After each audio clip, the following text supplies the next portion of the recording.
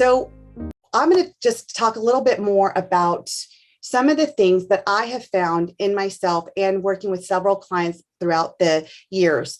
And it's the first thing is the rewards versus punishment. Now, a lot of people don't understand that. So I'm just going to use a little bit of stories to give you guys some examples of that. So a punishment is if your child comes home and they're not doing their chores, they're not doing their homework, and you're taking the iPad away from them, or you're taking something away from them. So that is a punishment. If we were going to flip that around and make it a reward, it's they don't have it yet. In order to be rewarded, you'll need to do your homework, or you'll need to do your chores, or whatever it is, and then they get the reward. So even though it's a small distinction, it's a big distinction when we're talking about raising children.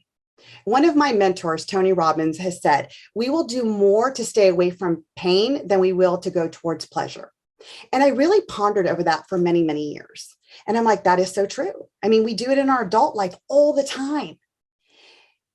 And yet, when we look at parenting, for many of us, and I'm not saying everybody, maybe you have a different way of parenting and it works for you, but many of us, why did we listen to our parents?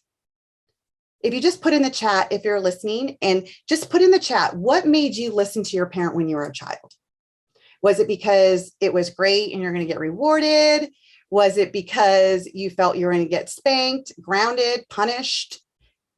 What was it specifically why was it that you listened to your parents? I know for me, like I said, getting spanked and yelled at.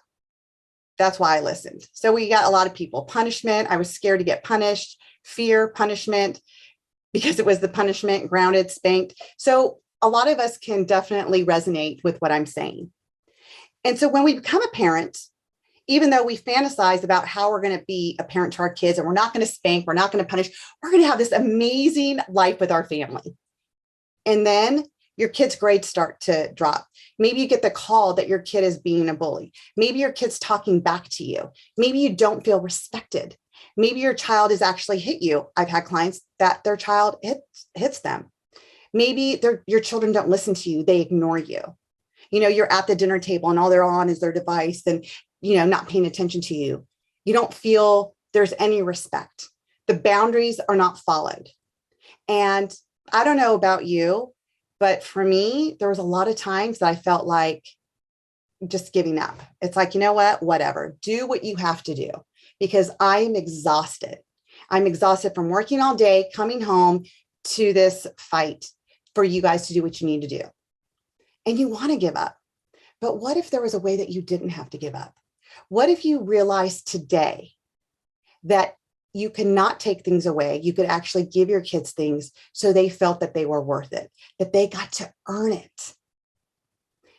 When we yell at our kids, it does become their internal language. It becomes something that they hear all the time. I'm not good enough. I'm not good enough.